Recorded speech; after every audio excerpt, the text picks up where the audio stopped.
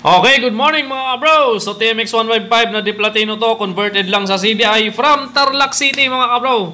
Ayan. So dinala dito sa ating laboratorio para ipa-overhaul. Pakinggan natin yung andar. Ayan, from Tarlac po.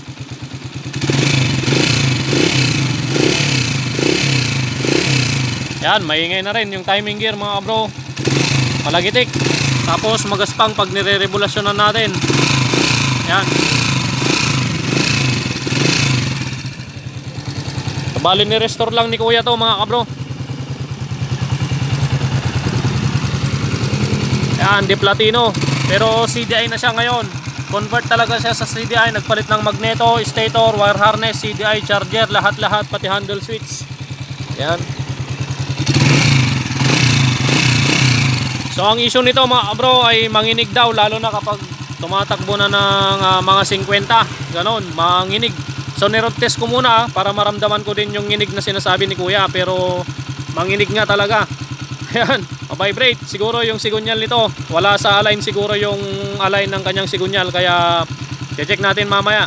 Tapos dito sa bandang clutch side, pag malamig, pag pinipisil niya yung clutch, ay may narinig siyang maingay pag malamig, pero pag uminit daw wala na. Ayun o. Oh. Wala naman, pero yung lagitik niya malakas. Yan. So itong check natin, nire-refresh natin, titignan natin yung align ng sigunyal. Sigurado papalitan na rin natin ng timing gear yan mga kabro. Yan. At the same time, nandito tayo sa First Gas Station, kanto papasok. Yan, yung pakyat papuntang highway. Okay, balik na tayo sa ating laboratorio para mapalamig natin to bago natin baklasin.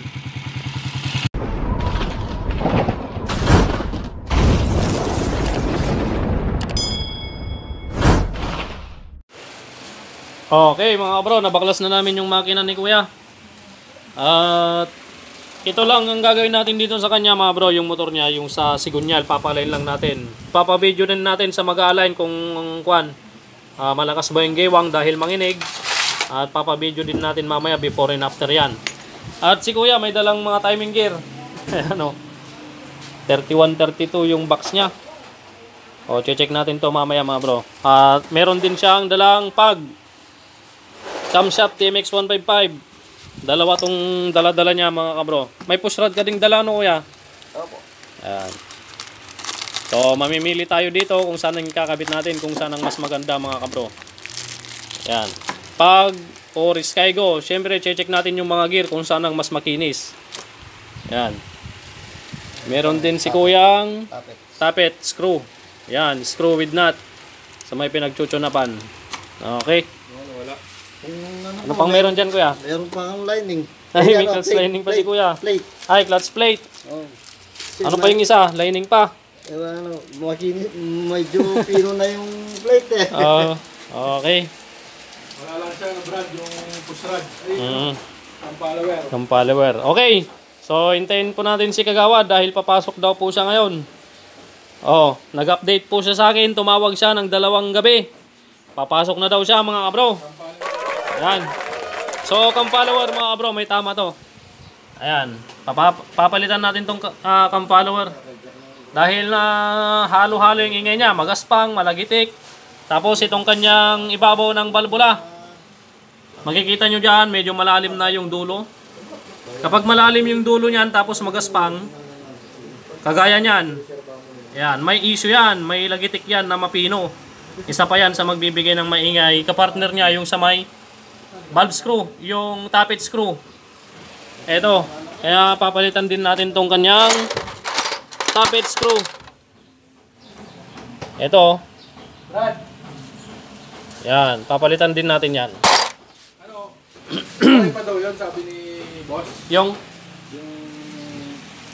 ano niya, kung sa kanya, kung hindi mo na-approve yun, papadala na lang niya. i-testing natin to kung maganda. May clutch housing din si kuya. Isasalpak ko lang tong clutch niya. Iikon yung Brad. Salpak mo nga.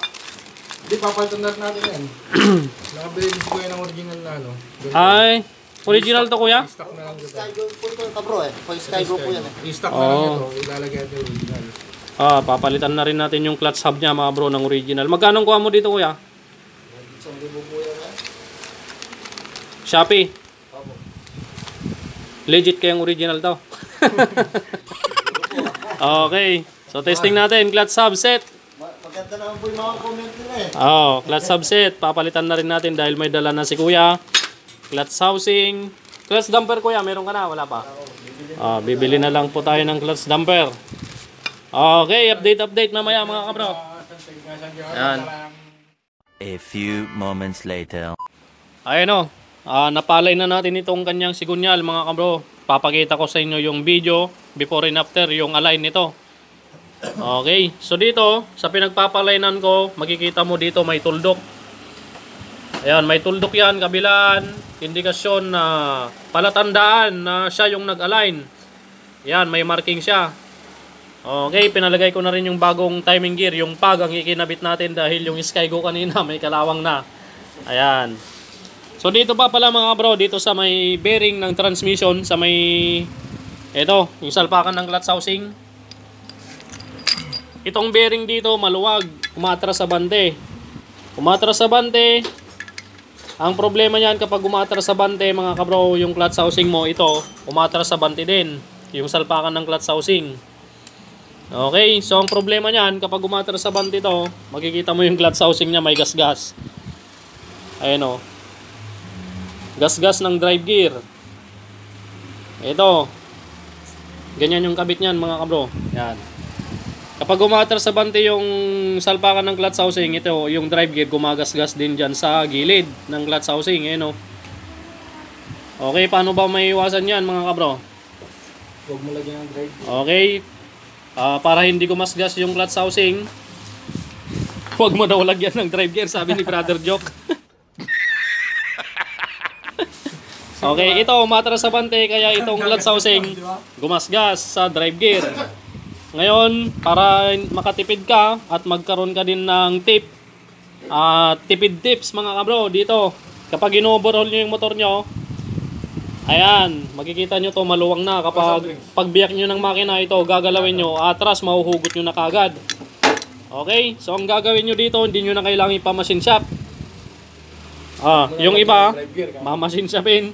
Pero ako mga bro, tipid tips lang to para sumikip yung bahay ng bearing para hindi umatras sa bante. Okay, papakita ko sa inyo. Okay.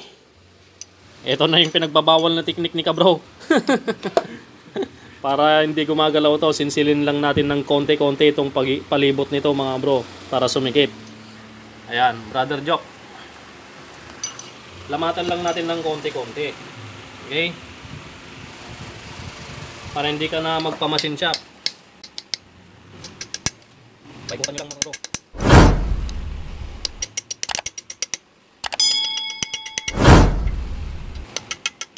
Uli natin pang sinsil natin ba da? Buti nga yung bird, matanggal ng talim, hindi tulad ng sa'yo.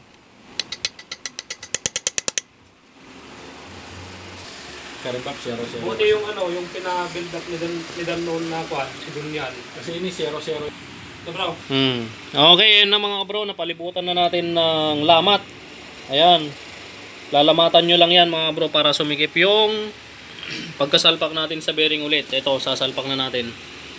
Nasikip naman bro. Yan mga bro, sinasalpak na ka bro. Parang bata na naman yung bearing. Salpakan. Kaya na mga bro, pugot kami lang kayo na yan. Ngayon, kaya pasok. Brad, nung ano sa signal, Brad.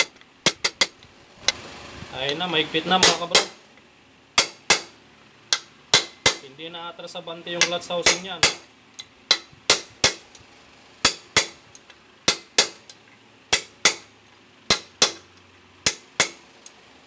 Ayun na, pwede nang bitbitin yan.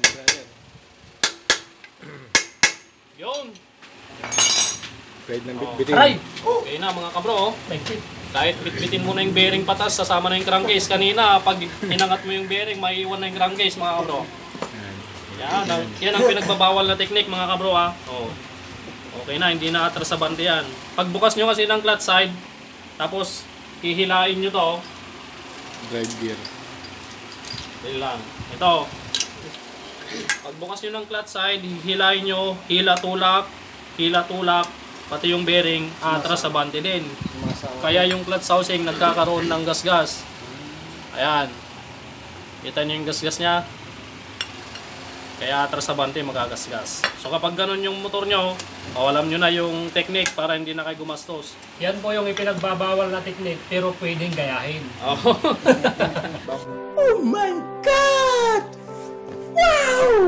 Bawal po sa mga minor de edad. Okay. Ayan, pwede na. Bumili na rin tayo ng neutral sensor. Yung tanso ng shifting ram para gumana yung neutral ni Kuya. Okay, assemble na natin to mga kabro. At yung mga pyesa na ikakabit natin dito, yung clutch housing, dala-dala ni Kuya. Timing gear, dala ni Kuya. Push rod, dala ni Kuya. Yung cam follower, tinda natin. Okay.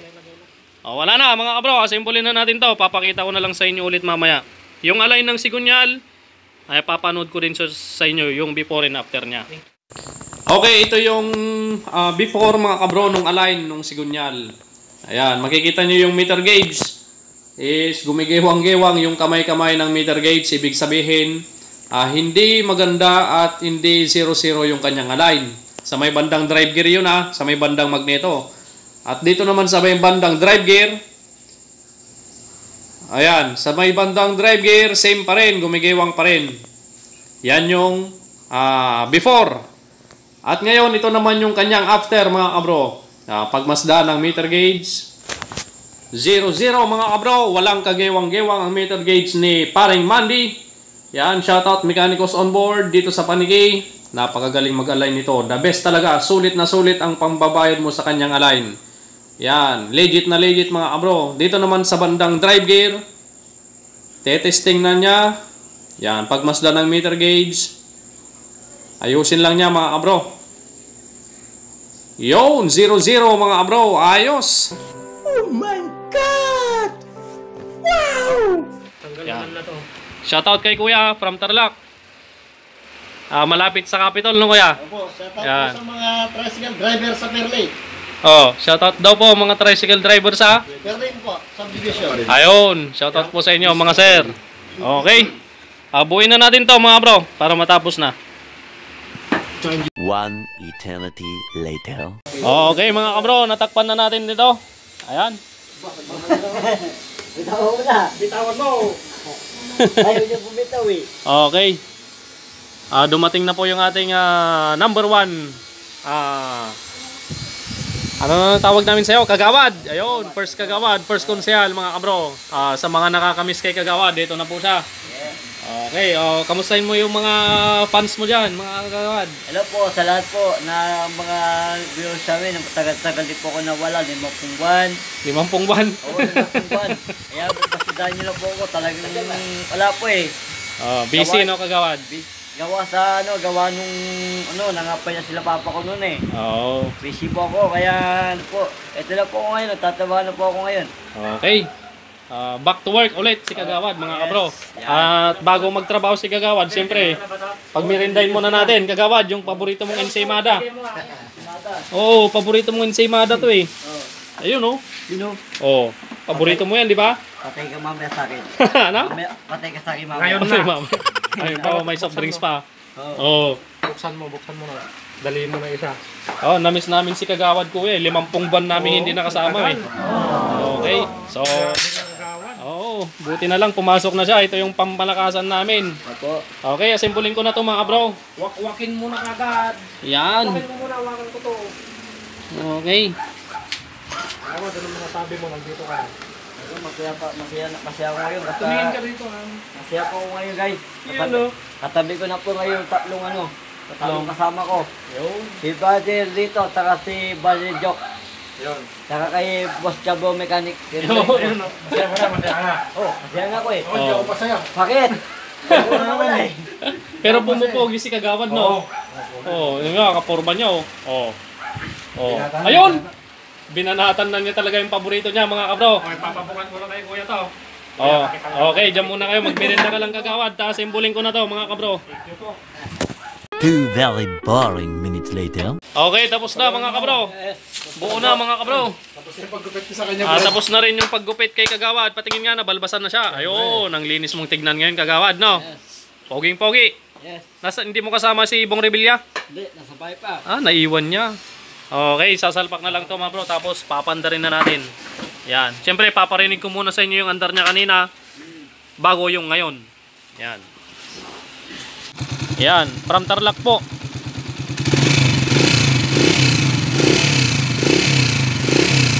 Yan. Maingay na rin yung timing gear mga bro. Malagitik. Tapos magaspang pag nire-revolusyonan natin. Yan. Okay, narinig nyo na yung andar niya mga bro ha. O, ngayon na. After. O, ito na yung after mga kabro. Ready to start na. Shoutout kay kabro John Paul. Yun. Alright, parang brand new mga kabro. Ayan o. Smooth. Oh. Wala na yung magaspang kanina. Tanggalin mo nga Brad. Oh, napakaganda pa ng tunog ng tambutso nyo. Saan? Alright. Oh, so okay na yung tunog niya. Wala na yung maingay mga bro. Ngayon, papatakbuhin ko naman. Tetesting ko naman kung ma-vibrate pa ba o hindi na. Yan. Makikita nyo yung half moon, cam gear pin. Okay na okay. Hindi gumagalaw-galaw pag umaandar. Yan. Road test ko muna mga bro. Road test ko muna to. Okay. So dito pa mga kabro. Yung pag-contact ko, tanggalin natin, lagay namin sa mga motor namin. Okay, dito sa magneto mga bro, makikita mo pa lang kapag nakabukas tong magneto cover. Kapag nakita mong yung ikot ng magneto medyo tumatalon-talon at may gaywang-gaywang, ibig sabihin hindi maganda yung align ng sigunyal. Pero ito napakaganda mga kabro. Ayan o. Stable na stable mga kabro yung ikot niya, 0-0. Protest ko na Kagawad ha. Shoutout kay Kagawad, na-miss namin to ano. Ayan. Okay, tapos na mga bro yung motor ni Kuya. Ayan o. From saan sa Tarlac Kuya? San Vicente. Black Tree. Black Tree. Likod ng Capitol. Capitol, ayun, si Kuya. Ano na pala pangalan mo? Rolly. Rolly Villapan. Villapaña. Ayun, si Kuya Rolly Villapaña. Maraming salamat at dinayo mo kami dito sa laboratorio natin. Welcome back kay Kagawad. Alam mo, ito yung pinakagusto ko sa lahat, yung pogi. Yun. Pagmasaka pa. Dapat natin asa naman ganyan. Wala, dali mo na naman ako. Yan, si Kagawad. Ay, namimiss namin kay Kagawad eh. Ito ka, walang problema eh. Kagawad. Mas brother nito.